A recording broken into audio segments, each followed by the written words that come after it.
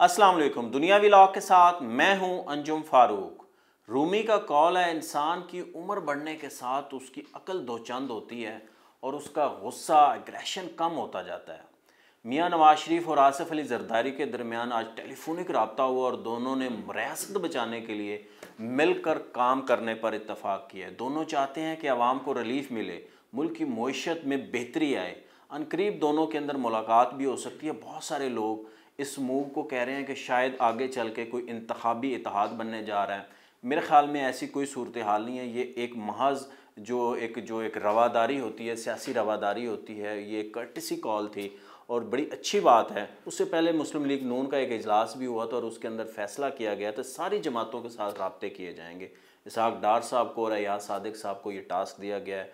वो peoples party के साथ, JUI फे के साथ, MQM के साथ, बाप के साथ और इवन तहरीक इंसाफ के साथ उनकी जो लीडरशिप, अवेलेबल लीडरशिप है इस वक्त, जो जेलों में नहीं है, जो अपने मुकदमात नहीं भुगत रही, उनके साथ रब्ता किया जाएगा और उनके साथ जो इलेक्शन के लिए जो है ना, इलेक्शन डे के लिए रूल्स ऑफ गेम तय करने। अगर मुस्लिम लीग तहरीक इंसाफ के साथ रब्ता करती है तो ये बहुत खुशाइंद अमल है और इसको ज़रूर होना चाहिए। इसके अंदर जो भी रुकावटें हैं वो दूर होनी चाहिए। मियां नवाज शरीफ और आसिफ अली जरदारी साहब इस वक्त पाकिस्तान के, और इवन मौलाना फजलुर रहमान, वो पाकिस्तान के सीनियर तरीन सियासतदान हैं। अगर इस उम्र में भी जाके अगर वो मुल्क का नहीं सोचेंगे, वो अपनी पॉलिटिक्स का सोचेंगे, तो फिर उन्होंने इतने सीखने का क्या फ़ायदा, इतने तजर्बे का क्या फ़ायदा। मियां नवाज शरीफ साहब 3 दफ़ा वज़ीर आज़म रहे, वो 2 दफ़ा चीफ़ मिनिस्टर रहे, 1 दफ़ा निगरान चीफ़ मिनिस्टर रहे। आसिफ अली जरदारी साहब जो मिनिस्टर रहे, सदर पाकिस्तान रहे। मौलाना साहब को अल्लाह ने इतनी इज़्ज़त दी है। अगर वो अब भी पाकिस्तान का नहीं सोचेंगे तो यकीन माने हालात बहुत नाजुक हैं, बड़े क्रिटिकल दौर से गुजरे। हमें सोचना होगा कि मुल्क की इकॉनमी तबाह हो चुकी है। हमें सोचना होगा कि मुल्क के अंदर लॉ एंड ऑर्डर की जो सिचुएशन है वो दिन ब दिन बिगड़ती जा रही है। तो इसलिए ज़रूरी है कि तमाम सियासी जमातें जो है ना एक प्लेटफॉर्म के ऊपर आएँ, वो बैठ के बातचीत करें, अपने इलेक्शन को शफाफियत के ऊपर बातचीत करें।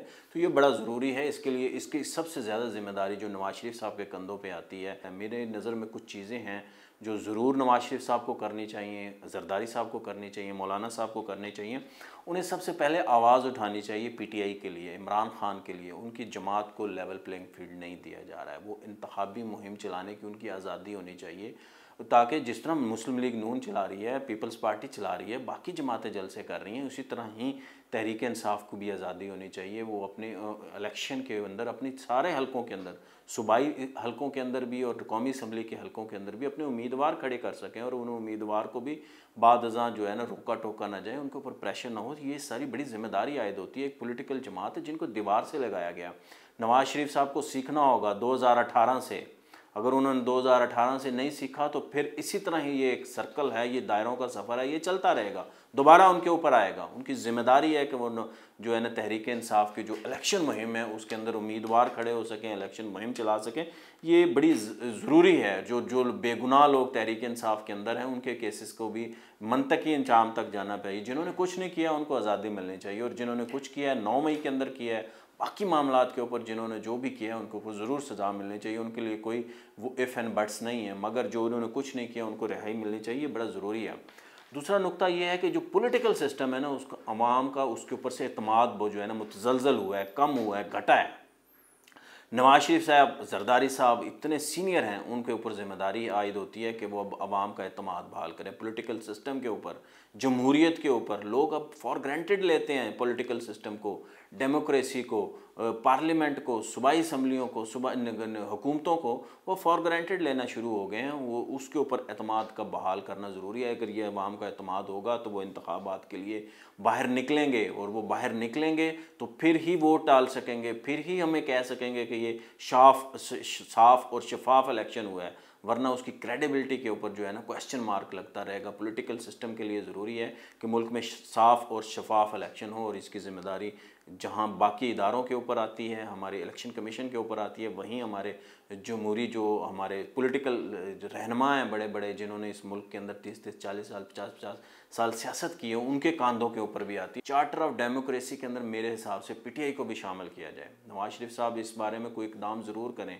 वो जो तहरीक इंसाफ की इस वक्त जो लीडरशिप अवेलेबल है उनसे बैठें, उनसे बातचीत करें, अपने लोगों को बैठ जाए, ख़ुद भी मुलाकात कर लें। हो सके तो इमरान खान साहब से दोनों मिलने चले जाएँ, जरदारी साहब भी और मौलाना को भी ले जाएँ, उनकी जमात का तो आपस में रब्ता हो चुका है। नवाज शरीफ साहब भी जाएँ, बैठ के बात करें। इलेक्शन को साफ़ और शफाफ बनाना है। इलेक्शन हो रहे हैं, इलेक्शन ज़रूरी हैं इस मुल्क के अंदर। सुप्रीम कोर्ट उसको बैक कर रही है, चीफ जस्टिस ऑफ पाकिस्तान कर रहे हैं, इदारे कर रहे हैं। तो उसकी जो सिर्फ एक चीज़ है कि उसकी शफाफियत, उसको देखना ज़रूरी है। तो मिल बैठेंगे तो ये सारी चीज़ें होंगी। उसको चार्टर ऑफ डेमोक्रेसी के अंदर उनको लेके आएँ, ताकि जो हमारे मसाइल हैं, जो हमारे हम एक दूसरे की टांगें खींचते हैं, साजिशें करते हैं एक दूसरे के लिए, हम एक दूसरे को जो है ना के ख़िलाफ़ जो है गैर सियासी क़ुव्वतों के आलाकार बनते हैं, उससे बचा जा सके, इस ताकि कोई मुआहदा हो सके। जिस तरह एक आइन के ऊपर हमने इत्तफ़ाक़ किया था, 18वीं तरमीम पे इत्तफ़ाक़ किया था, इसी तरह इन दो जमातों का चार्टर ऑफ डेमोक्रेसी पे भी है, उसमें पीटीआई को भी शामिल करें, बाकी दीगर जमातों को भी शामिल करें, ताकि इस मुल्क के अंदर जमहूरियत परवान चढ़ सके। ये बड़ा ज़रूरी है। माजी की गलतियों से सीखना है और उनको दोहराना भी नहीं है। हमने माजी में बहुत गलतियाँ की हैं। जो नवाज शरीफ साहब हैं वो अलाकार बने गैर सियासी क़ुव्वतों के बेनज़ीर के ख़िलाफ़, और बेनज़ीर की हुकूमतें टॉपल हुई, नवाज शरीफ साहब की अपनी हुकूमतें टॉपल हुई। वहाँ पे जो उस वक़्त के सदर थे वो अलाकार बने और उन्होंने जमहूरी हुकूमतों को गिराया। नून लीग में से काफ लीग निकाली गई, चौधरी शुजात हुसैन, चौधरी परवेज़ इलाही साहब, और आपको पता है 2002 से 7 तक मुल्क के अंदर क्या होता रहा है। पूरी एक जमात खड़ी कर दी गई, जमातें तोड़ी गई। उसके बाद क्या हुआ, बाकी नून लीग को तोड़ के, पीपल्स पार्टी को तोड़ के, काफ लीग को तोड़ के फिर जो पीटीआई बनाएगी। अब पीटीआई के अंदर टूट फूट का अमल शुरू है। तो ये चीज़ें नहीं होनी चाहिए, और एक दूसरे जो गद्दारी के, जो मुल्क दुश्मनी के ताने देते हैं, ये भी बंद होने चाहिए। ताकि अगर आप एक दूसरे की खुद इज़्ज़त नहीं करेंगे तो कौन आपकी इज़्ज़त करेगा। इसलिए ज़रूरी है कि नवाज शरीफ साहब, इमरान खान साहब, मौलाना फजलुर रहमान साहब, आसिफ जरदारी साहब ये मैच्योरिटी का मुजाहरा करें। अगर इन्होंने ऐसा ना किया तो फिर यकीन माने एक दूसरे को चोर डाकू ही कहते रह जाएंगे, हाथ कुछ नहीं आएगा। जो इलेक्शन सिस्टम के अंदर खामियां हैं वो भी मिल बैठ के दूर करें। हमें एक दूसरे को इलेक्शन को मुतनाज़ा बनाने की आदत पड़ जाती है। 2008, चलो आप 2002 के इलेक्शन को छोड़ दें, 2008 के इलेक्शन के अंदर जो चौधरी शुजात साहब ने अपनी किताब में लिख दिया कि ये रिग्ड इलेक्शन था, डिसाइडेड था कि किसको जितवाना है। 2013 के इलेक्शन में नून लीग की हुकूमत आई, इमरान खान साहब ने नहीं माना, उन्होंने धरने दे दिए उसके ख़िलाफ़। 2018 में इमरान खान की हुकूमत आई तो बाकी जमातों ने, नून लीग ने नहीं माना, JUI ने नहीं माना, पीपल्स पार्टी ने, इमरान खान को सिलेक्टेड वज़ीर आज़म कहते थे। तो ये रविश दूर होनी चाहिए। इसी तरह ही आगे हमने बढ़ना है। अगर हमने ना किया तो ये मुल्क मुतहम्मल नहीं हो सकता। इस मुल्क की इकॉनमी बहुत पीछे जा चुकी है। चार्टर ऑफ इकॉनमी जो है वो करना चाहिए। इस मुल्क के अंदर सरमायाकारी को फ़रोग़ के लिए सबको मिल के काम करना है। अगर इत्तेहादी हुकूमत बनाएंगे, सब मिल के काम करेंगे, एक दूसरे की टांगें नहीं खींचेंगे तो इकॉनमी बेहतर होगी, वरना नहीं होगी। हमें सरमायाकारी के लिए अपने अपने जो ताल्लुकात हैं उनको यूज़ करना होगा। नवाज शरीफ साहब को भी ये सारा करना होगा। IMF के साथ जो हमारे स्टेट लेवल के ऊपर, हुकूमतों के लेवल के ऊपर जो चीज़ मुआहदे होते हैं उनकी पासदारी सबके ने करनी है। जैसे इमरान खान ने 28 फरवरी 2022 को मुआहदा तोड़ दिया, तो उससे पाकिस्तान की इकॉनमी को नुकसान हुआ था। वो नहीं करना है। हमें एक दूसरे को बाजू बनना है। क्रैकडाउन जो इस वक्त हो रहा है डॉलर माफिया के ख़िलाफ़, ज़ख़ीरा अंदोज़ों के ख़िलाफ़, स्मगलरों के ख़िलाफ़, चीनी चोरों के ख़िलाफ़, ये क्रैकडाउन जारी रहना चाहिए। निगरान हुकूमत अच्छा काम कर रही है, इसको जारी रहना चाहिए। अगली जो भी जमहूरी हुकूमत है इसके लिए मिल बैठें। अगर नहीं मिल बैठेंगे तो इसी तरह ही चलता रहेगा। नेशनल एक्शन प्लान पे अमल दरामद करना है। नवाज शरीफ साहब, ये आपके दौर में ही बना था। जरदारी साहब, आपने भी उसके अंदर हिस्सा डाला था। इमरान खान साहब की हुकूमत भी थी, इमरान साहब की जमात ने भी उसके अंदर जो है ना लब्बैक कहा था। मौलाना फजलुर रहमान साहब की जमात भी साथ थी, इत्तेहादी हुकूमत थी।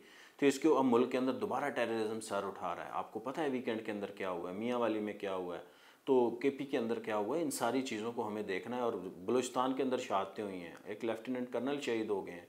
तो आज ही का वाक़या, उनके साथ 4 जवान शहीद हो गए हैं। नेशनल एक्शन प्लान के अंदर भरपूर अमल करना होगा। ये नवाज शरीफ साहब की भी जिम्मेदारी है, सबकी ज़िम्मेदारी है। इसको देखना चाहिए कि मुल्क किस तरफ जा रहा है। और नैब के बारे में फ़ैसला करना होगा। जैसे 73 के आइन के ऊपर कंसेंसस था, 18वीं तरमीम पे हमने कंसेंसस किया, अब नैब पे भी हमें कंसेंसस करना चाहिए। ये इकॉनमी के लिए बेहतर है या नहीं है।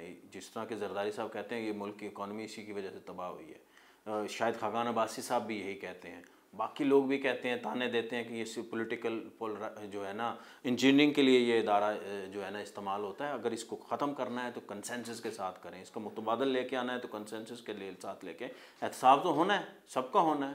पॉलिटिकल क्लास का भी होगा, सबका होगा, आम आदमी को हो सकता है तो इनका क्यों नहीं होता, मगर उसके लिए भी कोई अदारा होना चाहिए इसके ऊपर सबका इत्तफाक हो। ऐसे नहीं हो सकता कि आप एक दूसरे के ख़िलाफ़ मुकदमात बनाने के लिए नैब को इस्तेमाल करें, एक दूसरे को झूठा साबित करने के लिए उसके ऊपर तरह तरह के बहतान लगाएं, नैब के मुकदमात बनाएं, गिरफ्तारियाँ कराएं। ये नहीं हो सकता, झूठे बहतान नहीं लगाने चाहिए और इसके ऊपर नैब के ऊपर कंसेंसस करना चाहिए।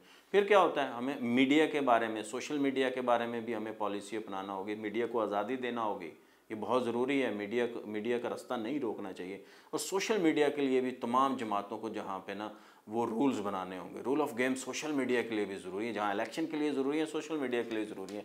सबसे ज़्यादा पाकिस्तान के अंदर प्रोपोगंडा जो है ना सियासी जमातें करती हैं, झूठ फैलाती हैं, नफ़रत फैलाती हैं, उससे अंदर क्या हुआ है, अवाम के अंदर तकसीम आ गई है, पोलराइजेशन आ गई है। और सबसे बड़ा जो मीडिया सेल है सोशल मीडिया का, वो तहरीक इंसाफ का, और सबसे पुराना है और सबसे इफेक्टिव है। वो झूठ जितना फैला सकते हैं वो सब फैलाते हैं और लोग उसके ऊपर सच भी मानते हैं। तो ये अब इसी रविश के अंदर नून लीग भी है, पीपल्स पार्टी भी है, ये भी इन्होंने भी अपने सेल बना दिए और ये भी इसी तरह करना है। अगर आपने मुल्क बचाना है, मुल्क के लिए आगे करना है, तो ये काम तो करने होंगे। अगर ये 8-10 पॉइंट हैं, 8-10 नुक्ते नहीं हैं, ये मुल्क चलाने का रास्ता है। अगर हमने आगे देखना है, मुल्क की इकॉनमी ठीक करनी है, मुल्क की सिक्योरिटी के हालात ठीक करने हैं, इलेक्शन में शफाफियत लानी है, तो हमें जो है ना मिल के काम करना होगा। और इसका ज़िम्मेदारी इमरान खान साहब पे, जरदारी साहब पे, नवाज शरीफ साहब पे और मौलाना फजल रहमान साहब पे सबसे ज़्यादा आती है। मुझे दीजिए इजाज़त। अल्लाह हाफ़िज़।